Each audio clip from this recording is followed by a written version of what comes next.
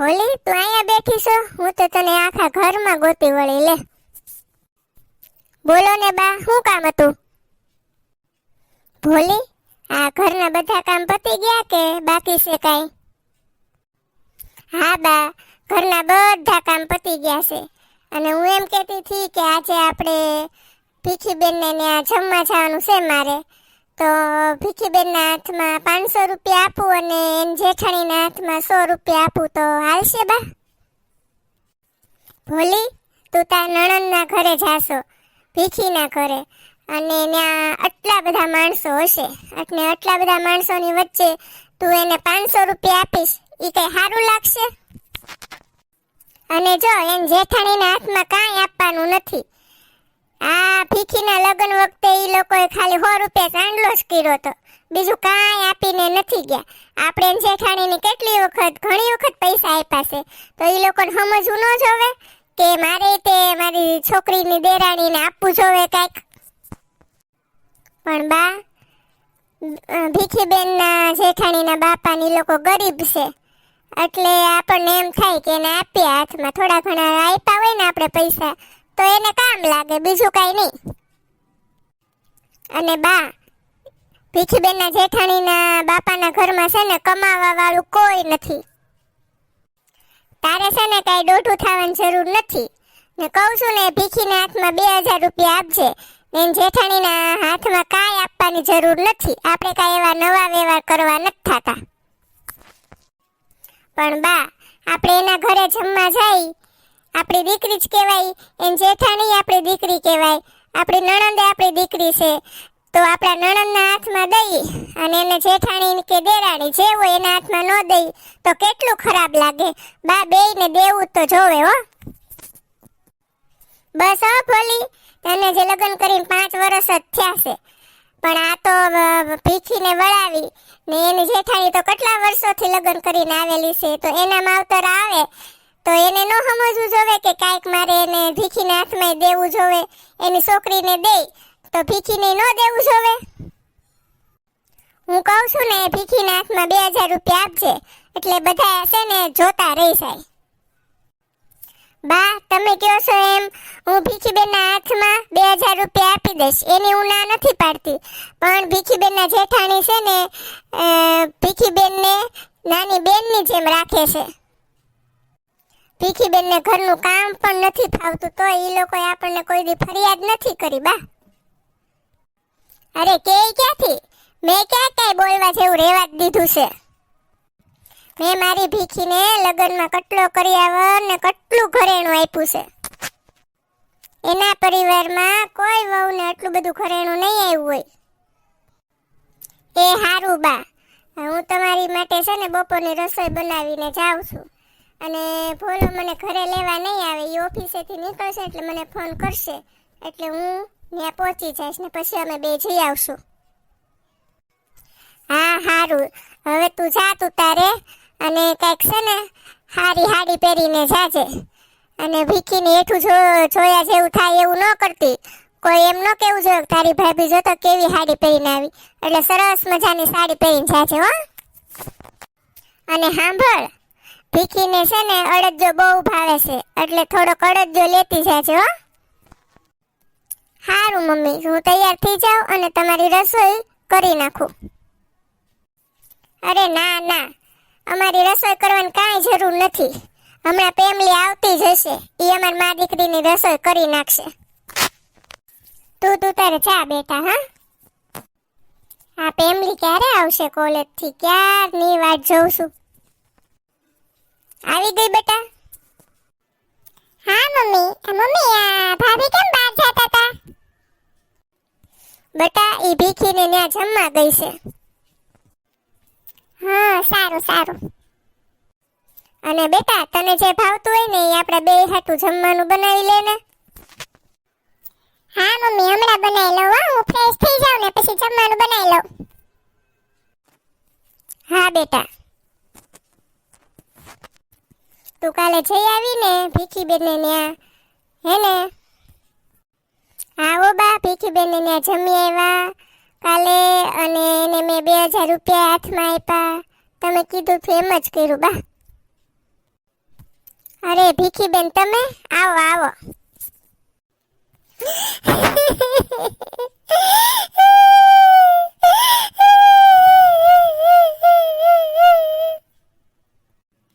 અરે ભીખીબેન તમે કેમ રોવો છો?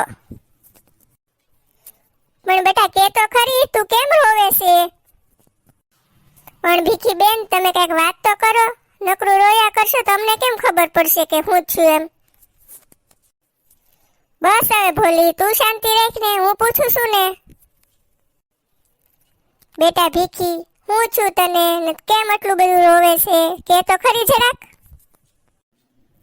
મમ્મી મારે ને સાસરે નથી જાવું, મને ને આ બધા બહુ હેરાન કરે છે.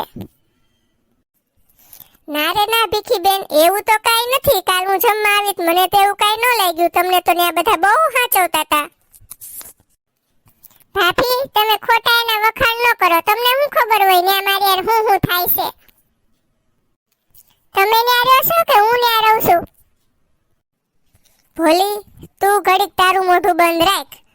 ભીખી તું કે તો બેટા હું છું તને કે તો ખરી જરાક. મમ્મી ને માર જેઠાણી ને માર હાહુ ને હું નોકરી કરું છું ને ઈ નથી ગમતું. અને ભીખો તો જ્યારે હોય ત્યારે એમ જ કીધા કરે કે તું મારી મમ્મી ને ભાભી ને ઘર કામમાં કોઈ દી મદદ જ નથી કરતી. ગઈકાલે મમ્મી કેટલા બધા મહેમાન આવ્યા હતા તો રાતે છેક સુધી મેં બધું જ કામ કરાવ્યું. તો એમ કહેશે કે તું ઘર કામમાં મદદ નથી કરતી, અને આજે તો એમ કીધું કે તું આજ રજા રાખ અને ઘર કામમાં થોડીક આજ મદદ કર. અને પાછા માં જેઠાણી પ્રેગ્નેન્ટ છે ને તો મને નોકરી મૂકી દેવાનું કહે છે. બોલો અરે આવું જ કઈ થોડું હાલે. લગ્ન કરતા પહેલા જ તે આપણે બોલી કરી હતી કે તને નોકરી કરવા દેવાની, અને હવે તને ના પાડે છે. ફરી ગયા પાછા બધા બોલી કરીને. હવે મારે જ કંઈક કરવું પડશે. મમ્મી સમય હોય ને ઈ પ્રમાણે ચાલવું પડે. મમ્મી કાલે હું જમવા ગઈ ને તો ત્યાં વાત થતી હતી મમ્મી કે ભીખીબેનના જેઠાણીને ડોક્ટરે આરામ કરવાનું કીધું છે, એટલે સંપૂર્ણ આરામ કરવાનો કીધો છે. ભીખીબેનના હાહુથી તો કઈ ઘરકામ થાય નહીં, એટલે કદાચ નોકરી મૂકી દેવાનું કીધું હશે અને ઘરકામ કરવાનું કીધું હશે. વાહ ભાભી વાહ, તમને મારા કરતા મારા હાહરિયા વધારે વાલા લાગે છે. મને તો એમ લાગે છે આ ઘરમાં મારું કોઈ નથી. ના ભીખી બેટા તું છે ને કાઈ ચિંતા ન કર, આ ઘર હજી મારું છે એટલે કોઈએ વચ્ચે બોલવાની જરૂર નથી. અને ભોલી તું જા રસોડામાં તારું કામ કર, અને આ ઘરમાં તારે કાઈ વચ્ચે બોલવાની જરૂર નથી. ચૂપ કીધું ને તને કે તું તારું કામ કર. જા હવે અહીંયાથી.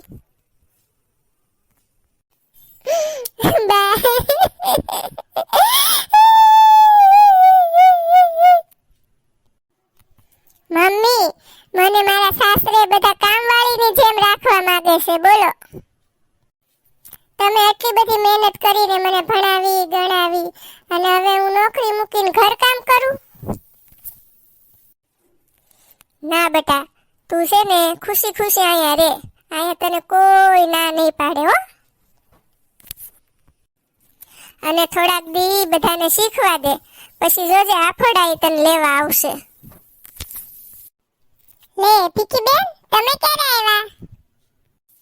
ભીખીબેન હવે થોડા દિવસ અહીંયા રહેવાની છે બેટા. અરે વાહ દીદી, તો આપણે પહેલાની જેમ મોજ મસ્તી કરશું.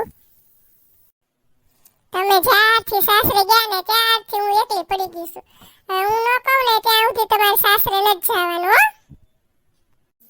એ હારું હારું, હવે તું કે ને એમ જ કરીશ હો. હાલો ફ્રેશ થઈ આવું હો. મમ્મી તમે આ પેમલીને કેમ સાચું ન કીધું? બેટા એને એટલા માટે ન કીધું કે એ હજી નાની છે અને એને આ બધી વાતથી આઘી રાખીએ ને ઈ હારું. હારું મમ્મી, હવે મારા હાહરેથી ફોન આવે ને તો તમે તમારી રીતે જવાબ આપી દેજો. હારું હારું બેટા તું ચિંતા ન કર, તારી માં બેઠી છે ને હજી બધું સંભાળી લેશે હો. ભીખી દીદી, મમ્મી તમે હાલો જમવા બેસી જાઓ, હું ને ભાભી રોટલી બનાવી છે. તું હું કામ રોટલી બનાવે? ભાભી બનાવી લેશે, તું અહીંયા બેસ મારી આગળ. તમે ને મમ્મી જમી લો, પછી હું ભાભી હારે જમી લઈશ.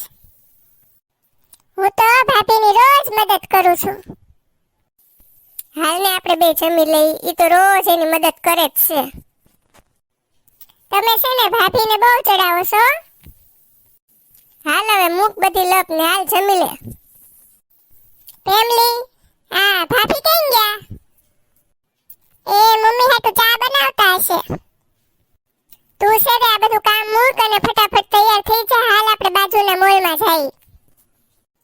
જાય દીદી, થોડીક વાર પછી પેલા બધું કામ છે ને એ પતાવી દઉં. મમ્મી તમે અને આ ફેમિલીએ બેય મળીને ભાભીને છે ને આળસુ બનાવી દીધા છે. ના ના બેટા, એવું કાંઈ નથી હો. હું તો આ ઘરમાં આવીને ત્યારથી જોઉં છું, તમે ને ફેમિલી બે જ ઘરનું કામ કરો છો ને ભાભી તો જલસા કરે છે, જલસા. એ છે ને આ ભાભીનું સાસરું છે, કે પિયર નથી. તો ભીખી બેન, એક વાત તમે સાંભળી લ્યો. તમે જે ઘર મૂકીને આવ્યા છો ને ઈ તમારું સાસરું જ છે હો. ભાભી, બોલવામાં જરાક ધ્યાન રાખજો. એ સાચું કીધું એટલે કડવું લાગ્યું ને. ભોલી, તારે ભીખીને એક પણ શબ્દ નથી બોલવાનો. ભીખીને આ ઘરમાં બોલવાનો પૂરેપૂરો હક છે. બા, તમે મને એક વાતનો જવાબ આપશો? ભીખી બેન ઈ ઘરના વહુ છે, એમ હું આ ઘરની વહુ છું, બરાબર ને? તો મારે આ ઘરનું બધું જ કામ કરવું પડે, બરાબર ને? બરાબર ને ભીખી બેન? હા, તું આ ઘરની વહુ છે તો આખા ઘરની જવાબદારી તારા પર જ હોય ને બેટા. ભીખી બેન, મમ્મી મારા સાસુ છે. હમણાં એને જવાબ આપ્યો ને કે ઘરની બધી જવાબદારી વહુની હોય, એને મારી પાસેથી કેટલી અપેક્ષા છે. એમ તમે પણ એ ઘરના વહુ છો ને તમારી સાસુને તમારી જેઠાણીને તમારી પાસેથી અપેક્ષા ન હોય. અને મમ્મી, હું જેટલી વખત ભીખીબેનના ઘરે રોકાવા ગઈ ને આટલી વખત મેં જોયું છે કે ભીખીબેનને ન્યા દીકરી કરતાં વધારે સાચવે છે. ભીખા જમાય ન્યા સવારે 8 વાગે ઉઠે છે તો હારોહાર ભીખીબેને 8 વાગે જ ઉઠે છે. ભીખા જમાઈનું ટિફિન, ભીખીબેનનું ટિફિન, ઈ બેયના ટિફિન એની સાસુ અને જેઠાણી બેય બનાવે છે. અને કદાચ તમને ઈ નહીં કીધું હોય કે ભીખીબેન જ્યારે નોકરીએથી ઘરે આવે ને ત્યારે એની જેઠાણી અને સાસુએ એની રસોઈ તૈયાર રાખી હોય. ખોટું કીધું ભીખીબેન મેં? હા, તો પણ હું નોકરી કરું છું, ઘર ને નોકરી મારે કેમ સંભાળવી બેયવાના? ભીખીબેન, કદાચ તમને ખબર નહીં હોય તો કહી દો કે તમારી કરતાંય તે મોટી મોટી પોસ્ટ ઉપર સ્ત્રીઓ નોકરી કરે જ છે. અને પોતે મોટી પોસ્ટ ઉપર હોવા છતાંય પોતાનું ઘર સંભાળે છે અને નોકરી પણ કરે છે. પોતાનું ઘર સંભાળવામાં જરાય ચૂક નથી કરતી. તમે જેમ પિયરમાં રહેતા હતા ને એમ જ તમે તમારા સાસરિયામાં રહ્યો છો. તમને જો તમારા મમ્મી કોઈ પણ કામ કરે ઈ ન ગમતું હોય ને તો ભીખા જમાઈ નહીં તે એની માં કામ કરે ને ઈ ન ગમતું હોય, સમજ્યા? ભીખી, ભોલીની વાત સાચી છે હો. આ વાત તને હું પણ 1-2 દિવસમાં સમજાવીને તારે ઘરે તને મોકલવાની જ હતી. આજે જ મારે તારી હાહુ હારે વાત થઈ છે હો ફોનમાં. મમ્મી, તમે પણ?